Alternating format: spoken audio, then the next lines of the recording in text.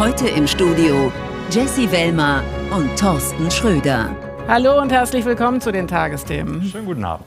Es wird gesucht, die Antwort auf den Anschlag von Solingen, bei dem mutmaßlich ein Syrer, dessen Abschiebung gescheitert war, 3 Menschen tötete und 8 weitere verletzte.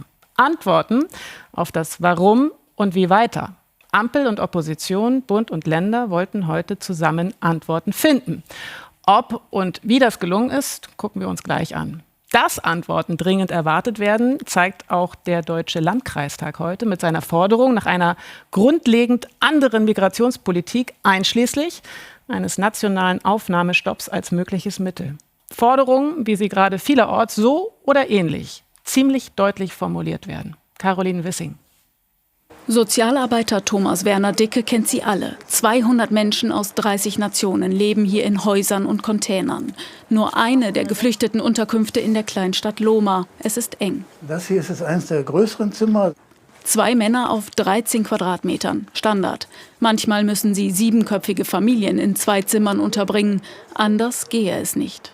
Also teilweise sind noch Leute aus der ersten Welle hier, ersten großen Welle, die seit ein paar Jahren hier schon leben und hier nicht wegkommen, weil entweder der Aufenthaltsstatus nicht richtig geklärt ist, weil es keinen Wohnraum gibt außerhalb und es kommt immer noch eine Welle von Neuzuweisungen.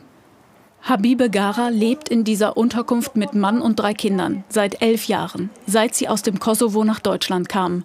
Sie sind anerkannte Flüchtlinge, brauchen eigentlich keine Unterstützung mehr, aber kommen hier nicht weg. Ich arbeite Kindergarten, mein Mann arbeitet in der Küche, aber geht nicht, ich kriege keine Wohnung.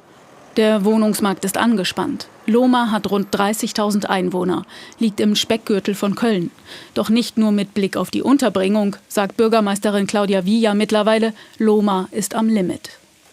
Es müssen Wege gefunden werden, die Einwanderung zu begrenzen und vor allen Dingen die Einwanderung in die Kommunen.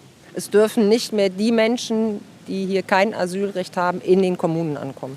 Denn auch finanziell sei die Versorgung und Integration schwierig. Gelder, die an anderer Stelle fehlen. Für das Geld könnten wir einen Schulanbau zum Teil finanzieren. Wir könnten eine Straße sanieren. Und da merke ich, dass die Bereitschaft der Bürgerinnen und Bürger, auch der, die liberal tolerant sind, langsam dann auch kippt. Zurück in der Unterkunft. Schlimme Schicksalsgeschichten hört Thomas Werner Dicke täglich. Doch nicht jeder hier habe tatsächlich Anspruch zu bleiben. Es wird aber nicht genug geprüft. Die Ausländerbehörden sind völlig überfordert. Es geht alles nicht schnell genug. Ich habe Leute hier, die sind seit 5 Jahren mit einer Duldung unterwegs, ja, und hängen hier in der Schwebe. So geht es auch Sarikula Hassan, Zahnarzt aus Afghanistan. Er weiß nicht, ob er Asyl bekommen wird in Deutschland. Ich weiß nicht, wo es für mich hingeht. Warum warte ich 2 Jahre? Ich bin ein erfahrener Arzt. Seine Abschlüsse hat er alle dabei. Er würde gern arbeiten, ausziehen, auf eigenen Beinen stehen. Doch er hängt fest im zähen Asylverfahren. Nicht nur für ihn, auch für Loma eine Belastung.